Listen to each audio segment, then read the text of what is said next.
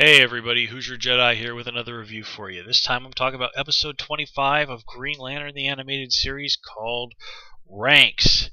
Now this is another very lore-heavy episode, especially in terms of stuff from the comics. We get to see the payoff to quite a few things from over the course of the series, and we get to see, frankly, some really funny stuff too, but also some nice surprises. Really, there's just a lot going on in this episode, and it's all really, really good stuff. This is definitely a highlight episode of the season. Now, okay, so once again, we have our heroes trying to stop Aya and stop the Manhunters, blah, blah, blah, blah, blah. Okay, so they're sent on their mission to Ranx. Now, Ranx is really, in the comics, better known as Ranx the Sentient City. It's just one of those supremely weird things left over from the old days of comics that has been successfully reinterpreted in more modern times. In fact, I think it was most recently used during, I can't remember if it was Sinestro Corps War or Rage of the Red Lanterns in the comics, but Ranx ends up being a very interesting element. Let's put it that way. But anyway, let's kind of just get right into it. Speaking of payoffs to the story that's been building all season, we get to see a little bit of that from Razor's time with the Blue Lanterns, where he's able to use his calming technique that St. Walker taught him to, get Hal and Kilowog most of the way through the Manhunter barricade. Now, the idea that this was going to fail and that it would probably be Razor who did it, well, if you're genre savvy enough, you probably saw that coming. But that still doesn't make it any less of an effective storytelling choice. Not everything. Okay, let me dial it back a little bit. Predictability is not always 100% bad. A predictable story can certainly and easily be saved so long as you continue to also make what's going on interesting. Now, interesting, I don't mean surprising. I don't mean twists and turns and all that. I just mean you make what the characters are doing interesting, what they are saying interesting, and what they are feeling interesting. And if you can do that, then a somewhat predictable story people will forgive. I mean, let's face it, it's not as if things like, say, romantic comedies don't tend to follow a fairly pat and standard formula. But if you have good actors and good performances and good dialogue and good music and all this other fun stuff, people will be pretty forgiving for a predictable story. But anyway, let's kind of get back to what's going on here. Honestly, I think the real highlight of this episode was the return of Guy Gardner, who was in top Guy Gardner form of just being, seriously badass, but also an annoying jerk. And really, that's Guy Gardner in a nutshell. Just Hal's, frustration and anger at the idea that Guy was promoted to Honor Guard, the same rank that he holds. That felt really, really genuine, considering that Guy continues to have a complete inability to get Hal's name right, and just seems to absolutely enjoy mocking Hal to his face mercilessly.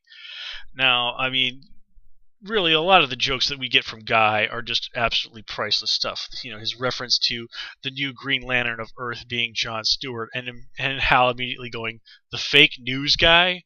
Well, of course, he's actually referring to the character from the comics, who coincidentally is also named John Stewart. But yeah, it actually would be, as many fans have said, be pretty awesome if you gave John Stewart from The Daily Show a Green Lantern ring.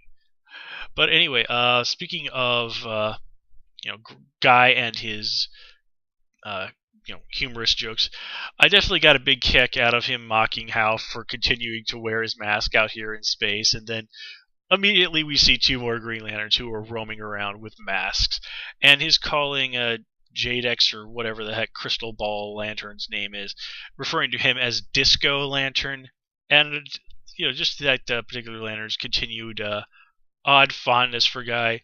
That really brought some much needed comedy into the series, and let's face it, things have been pretty heavy lately.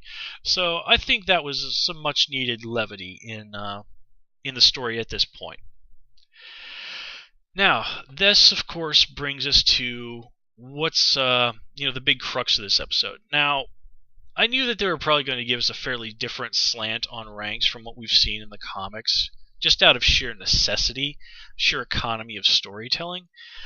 I honestly did not expect what was down there to be the Antimatter. That completely floored me. I did not see it coming at all. Let's see. Predictability, surprises. Okay, well, anyway. Of course, this is all ultimately ends up being, with the Antimatter, even sort of using the Green Lantern's own rules against them. He points out, I am a sentient being, I am injured, I need your help. And of course, Razor and Kilowog are like, screw you, but Hal points out that not only is the Antimonitor right, that the oaths that they took, or at least that he and Kilowog did as Green Lanterns, apply in this situation. And the one that wins over Razor is that if they don't help the Antimonitor, Aya will basically destroy the universe. Razor puts it so adeptly when he says, I despise the fact that you have a point. And, this is, the Antimonitor is never in the comics really portrayed as a particularly deep character.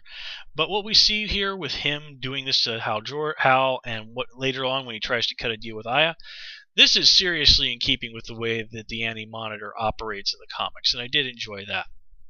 Of course, I also got quite a big kick out of it when Aya showed up, and just basically destroyed him. I mean, I have a counteroffer. Ho ho ho! Wonderfully, wonderfully brutal. It was sort of very easily worthy of even the darker moments of the Green Lantern mythos, of which there have been quite a few. I still remember some of the stuff I read during Sinestro Corps War that really kind of sent a chill down my spine. Are you afraid, Kyle Rayner? Oh, that was good stuff. Good stuff. Of course, if you've not read the comics, you have no idea what I'm talking about, and I just made myself look extremely foolish on the internet. But then again, I've made over 200 of these video reviews, so it's not as if that's something new for me.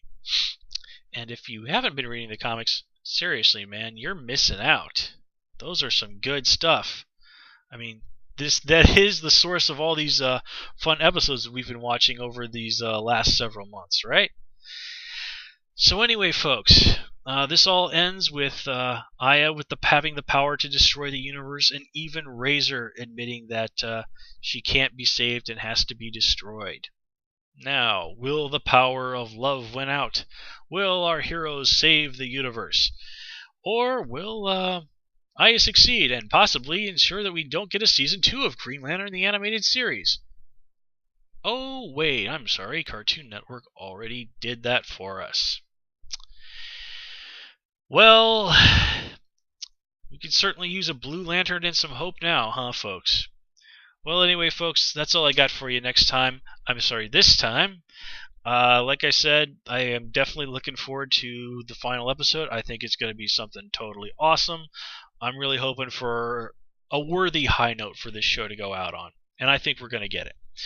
Anyway, with that said, folks, we're going to call it here. As always, please comment, rate, and subscribe, and of course, you can follow me on Twitter at Who's Your Jedi. Until next time, take care and have a good one.